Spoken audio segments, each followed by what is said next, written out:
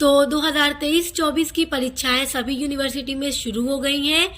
तो जो भी students BCom second year third semester में हैं तो उनका भी एग्ज़ाम शुरू हो गया है। बीकॉम थर्ड सेमेस्टर, सभी सेमेस्टर के फर्स्ट सेमेस्टर, थर्ड सेमेस्टर, तो जो भी थर्ड सेमेस्टर में हैं और उनका मेजर पेपर है कंपनी लॉ और ये फर्स्ट पेपर है। तो आज की वीडियो में मैं इसी का मॉडल पेपर लेकर आई हूँ जो अभी परीक्षा हुई है। 2 रोज का ये परीक्षा हुई है। देखिए 2023-24 का ये पेपर है।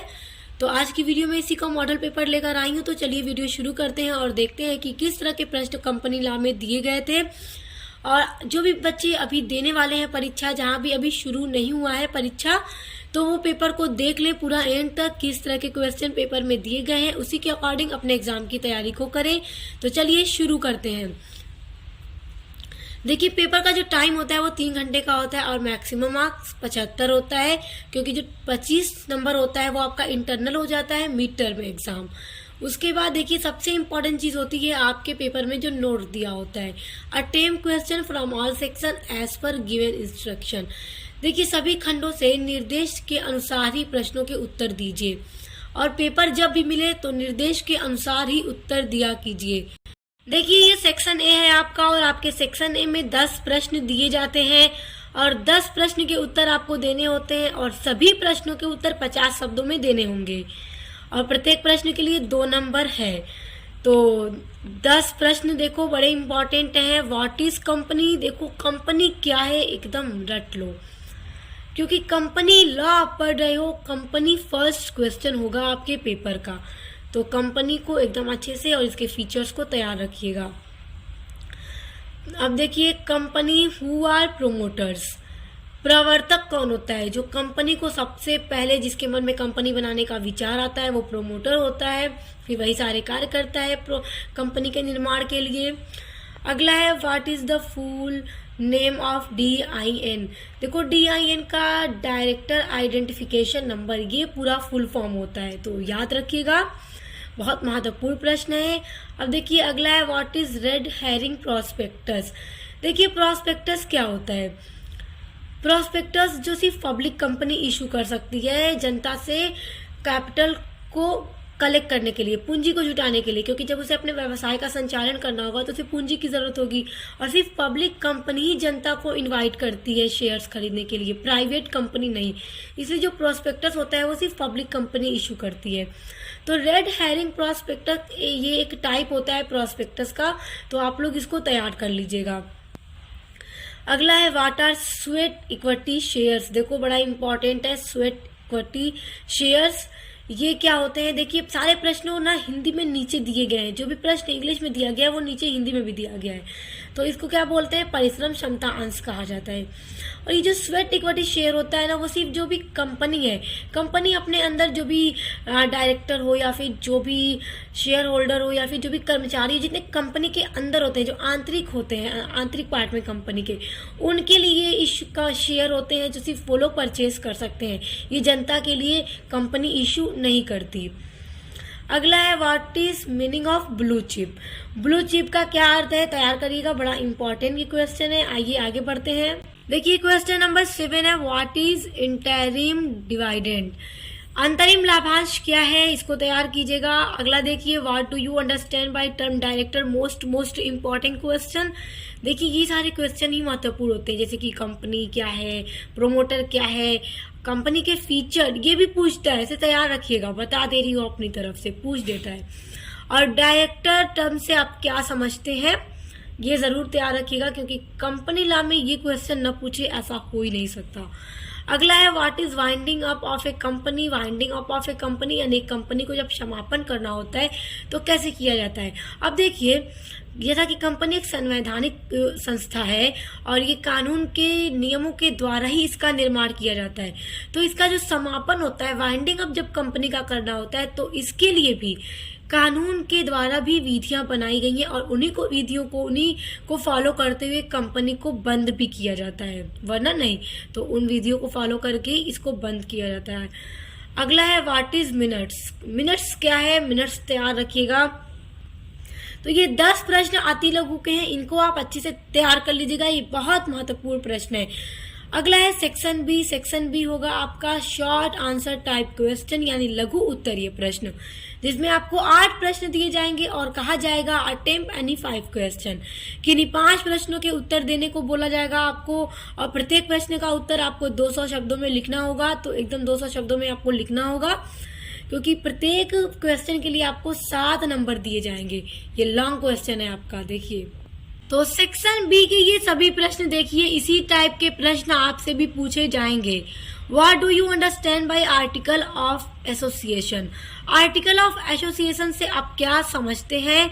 तो देखिए, ये जो कंपनी का ना दूसरा महत्वपूर्ण प्रलेख होता है, एक सहायक प्रलेख होता है, और जो भी कंपनियां आर्टिकल ऑफ एसोसिएशन नहीं बनाती हैं तो वो उसकी जगह टेबल 1 के जो भी रूल्स हैं उनको अपने कंपनी में लागू करती हैं। अगला है how the name clause can be altered. देखिए, जो सीमा नियम होता है, पारदर्शी सीमा नियम यानी मेमोरेंडम ऑफ एसोसिएशन, जो कंपनी का सबसे प्रमुख प्रलेख होता है, जिसको बनाना हर कंपनी के लिए अनिवार्य होता है, तो उसके नेम क्लॉज में किस तरह से परिवर्तन किया जा सकता है। जैसे कि कंपनी का जो भी नाम रखा जाएगा तो वो मेमोरेंडम ऑफ एसोसिएशन में सबसे पहला क्लॉज है नेम क्लॉज, कि जो भी कंपनी का नाम है उसके बारे में पूरा उसमें लिखा रहेगा। तो आगे चलकर अभी कभी भी मतलब नेम में डिफरेंस लाना हो, बदलाव करना हो, तो किस तरह से नाम को बदल सकते हैं, तो उसके लिए भी पूरा प्रावधान बनाया गया है। तो आप उसको तैयार कर लीजिएगा किस तरह से बदल सकते हैं, क्योंकि बहुत महत्वपूर्ण प्रश्न है, पेपर में जरूर पूछेगा। अगला है distinguish between a holding and subsidiary company. इन दोनों कंपनियों के बीच में जितने भी डिफरेंस बनते हैं उन सभी डिफरेंस के पॉइंट को तैयार रखिएगा, क्योंकि आपके सेक्शन बी में पूछता है। अगला है distinguish between a private company and public company. देखो, ये वाला डिफरेंस सबसे ज्यादा इंपॉर्टेंट है कि private company and public company में क्या डिफरेंस है, तो इसको एकदम तैयार कर लेना। देखो, प्राइवेट कंपनी जो है वो कंपनी अधिनियम जो है 2013 उसके सेक्शन 2 सब सेक्शन 68 में डिफाइन की गई है, और पब्लिक कंपनी जो है कंपनी एक्ट 2013 का जो अधिनियम है सेक्शन 2 सब सेक्शन 71 में डिफाइन की गई है, और इनके बीच काफ़ी सारे डिफरेंस बन जाते हैं। जैसे इसमें मिनिमम पर्सन 2 होंगे, मैक्सिमम 200 होंगे, पब्लिक में मिनिमम पर्सन 7 होंगे, मैक्सिमम तो अनलिमिटेड हो सकते हैं, और बाकी सारी चीज़ें इस पर मैंने वीडियो भी बनाई हुई है, तो आप लोग सर्च करके देखिएगा चैनल पे। अब देखो, अगला है distinguish between managing director and whole time directors. अब देखो, कंपनी में एक मैनेजिंग डायरेक्टर होते हैं और होल टाइम भी डायरेक्टर होते हैं, तो अब इन दोनों डायरेक्टर्स के बीच में क्या अंतर है, इसको स्पष्ट कीजिए। बहुत महत्वपूर्ण प्रश्न है। अगला है describe the disqualifications of director. अब देखो, डायरेक्टर की डिसक्वालिफिकेशंस यानी कि अयोग्यता क्या है, तो अयोग्यता के साथ साथ आप डायरेक्टर की योग्यता यानी क्वालिफिकेशन को भी तैयार कीजिएगा, क्योंकि क्वालिफिकेशन भी पूछ देगा, तो इसलिए दोनों चीजें अपनी तरफ से तैयार रखिएगा ताकि जो भी पूछे आप अच्छे से लिख लें। अब देखिए, अगला है what are the principle of minority rights. तो ये प्रश्न भी महत्वपूर्ण है, आप इसको भी तैयार कर लीजिएगा। अगला है explain various type of directors. जितने भी टाइप के डायरेक्टर एक कंपनी के अंदर हो सकते हैं और होते हैं, उन सभी डायरेक्टर के प्रकार को तैयार कर लीजिएगा, क्योंकि ये क्वेश्चन आपके सेक्शन बी या फिर सेक्शन सी में भी पूछ सकता है, क्योंकि इस तरह के प्रश्न जो होते हैं वो लॉन्ग में ही पूछते हैं, तभी तो आंसर आप बड़ा लिख पाएंगे। अब देखिए, आ जाते हैं सेक्शन सी यानी आपके लॉन्ग आंसर टाइप क्वेश्चन में। देखिए, इसमें आपको 4 प्रश्न दिए जाते हैं और कहा जाता है कि अटेम्प्ट एनी 2 क्वेश्चन। सिर्फ किन्हीं 2 प्रश्नों के उत्तर दीजिए, और आपको उत्तर जो देना है वो 500 शब्दों में देना है। ये आपका लॉन्ग क्वेश्चन है, 500 शब्दों में तैयार कीजिएगा इन प्रश्नों को। देखिए, कौन सा पहला प्रश्न है, What do you understand by memorandum of association? What it is content explain? देखिए, ये हो गया आपका लॉन्ग, तभी तो आप लॉन्ग में लिखेंगे। देखिए, अब मेमोरेंडम ऑफ एसोसिएशन यानी पारदर्शी सीमा नियम क्या है, कंपनी का सबसे इम्पोर्टेंट प्रलेख जिसको कहा जाता है वही है ये। समझिए कि कंपनी का जो पूरा भवन है इसी पे खड़ा होता है, क्योंकि कंपनी के जो भी नाम, उद्देश्य, कंपनी की क्या पूंजी होगी, कैपिटल, सारी कितने शेयर होल्डर हैं, उनके क्या क्या राइट्स है, कंपनी का क्या ऑब्जेक्ट है, कंपनी का कार्यालय मुखी क्या होगा, सारी चीज़ों के बारे में मेमोरेंडम ऑफ एसोसिएशन में लिखा होता है। और कंपनी को इसी के अनुसार कार्य करना होता है। जो कुछ भी इसमें लिखा है इसके बाहर कोई कंपनी कार्य नहीं कर सकती है। और इसको आप तैयार कर लीजिएगा। और देखिए इसके जो कंटेंट हैं, जो भी इसकी विशेष सामग्री है वो 6 होती है। अब देखिए कौन कौन सी। पहला होता है नाम वाक्य, नेम क्लॉज। दूसरा होता है कार्यालय, यानी कि जहां पर कार्यालय स्थापित किया जाएगा कंपनी का, कार्यालय या राज्य वाक्य। दूसरा हो जाएगा राज्य या कार्यालय वाक्य, यानी जहां पर कंपनी का कार्यालय स्थापित किया जाएगा, मुख्य कार्यालय। तीसरा हो जाएगा आपका उद्देश्य वाक्य, यानी कि ऑब्जेक्ट्स क्लॉज, कंपनी का क्या उद्देश्य है, कंपनी किस उद्देश्य पे काम कर रही है, सारी चीजों के बारे में क्लॉज 3 के अंदर, ऑब्जेक्ट क्लॉज के अंदर लिखा जाता है। और चौथा हो गया आपका दायित्व वाक्य, यानी कि कंपनी का दायित्व, किस तरह की कंपनी है, ओके, दायित्व वाक्य। पांचवा हो जाएगा पूंजी वाक्य, कैपिटल जो होती है ना कंपनी की पूरी अधिकृत पूंजी, उसके बारे में, और कंपनी के जितने भी शेयर होल्डर्स हैं अलग अलग प्रकार के जितने भी, उन सभी के राइट्स के बारे में पूंजी वाक्य में कैपिटल क्लॉज में लिखा होता है। और छठा हो जाता है संघ तथा हस्ताक्षर वाक्य। तो ये 6 तरह के कंटेंट होते हैं मेमोरेंडम ऑफ एसोसिएशन के। तो इन सभी को आप डीपली पढ़ लीजिएगा क्योंकि ये बहुत महत्वपूर्ण है और जरूर आएगा। अब देखिए अगला है how is a company formed.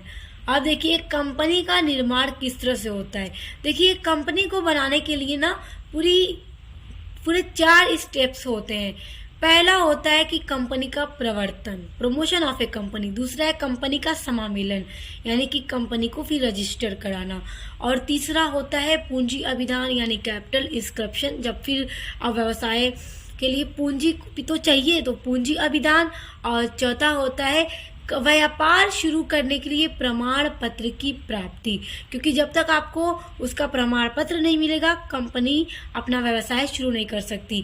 लेकिन जो प्राइवेट कंपनी है वो सिर्फ कंपनी का समामेलन कराने के बाद अपने व्यवसाय को शुरू कर सकती है, लेकिन पब्लिक कंपनी जब तक प्रमाण पत्र की प्राप्ति नहीं कर लेती व्यवसाय को शुरू नहीं कर सकती। तो ये 4 स्टेप होते हैं कंपनी के फॉर्मेशन के। तो इनको आप डिटेल में तैयार कीजिएगा क्योंकि लॉन्ग में पूछता है और लॉन्ग में आपको 500 वर्ड्स में लिखना होगा। अगला है explain the procedure of issuing and allotment of share. अंशों के निर्गमन और आवंटन की पूरी प्रक्रिया के बारे में भी तैयार कर लीजिएगा। अब देखिए नेक्स्ट क्वेश्चन है elaborate principle of majority rule, discuss variate advantages and majority rule. अब देखो ये सभी प्रश्न आप तैयार कर लेना क्योंकि ये पेपर में देखिए पूछा गया और बहुत ही महत्वपूर्ण है। इसके अलावा भी कुछ महत्वपूर्ण क्वेश्चन ऐसे हैं जो मैं आपको बता दूं, अभी सुनिए ध्यान से क्योंकि वहां से भी प्रश्न पूछ देगा आपसे, तो आप तैयार कर लीजिएगा। देखिए पहला कि कंपनी के फीचर को तैयार करिएगा, आपसे पूछ सकता है, ठीक है। दूसरा ये कि public company and private company को अलग अलग पढ़ लीजिएगा और उसके फीचर्स को भी पढ़ लीजिएगा। तीसरा ये कि डिबेंचर होल्डर जो कंपनी के डिबेंचर को परचेज करते हैं और जो शेयर होल्डर हैं, इन दोनों के बीच में क्या डिफरेंस है, इनको तैयार कीजिएगा। और एक होता है टाइप ऑफ डिबेंचर्स, यानी कि डिबेंचर कितने तरह का होता है। देखिए ये सारे भी बहुत महत्वपूर्ण प्रश्न है। और देखिए एक होता है इक्विटी शेयर, एक होता है प्रेफरेंस शेयर। इन दोनों शेयर होल्डर्स के बीच में क्या डिफरेंस है। तो देखिए इक्विटी शेयर होल्डर वाले तो कंपनी के मेन ऑनर होते हैं और प्रेफरेंस शेयर वाले नहीं होते हैं। और प्रेफरेंस शेयर वाले को हमेशा लाभांश पहले दिया जाता है, इक्विटी शेयर होल्डर वाले को बाद में दिया जाता है। तो इन सभी टॉपिक को भी आप अच्छे से पढ़ लीजिएगा क्योंकि यहाँ से भी प्रश्न आपके पूछे जाएंगे। तो आज की वीडियो में बस इतने ही प्रश्न, आप इनको तैयार कीजिए, अच्छे से एग्जाम दीजिए। Best of luck. अब मिलते हैं नेक्स्ट वीडियो के साथ।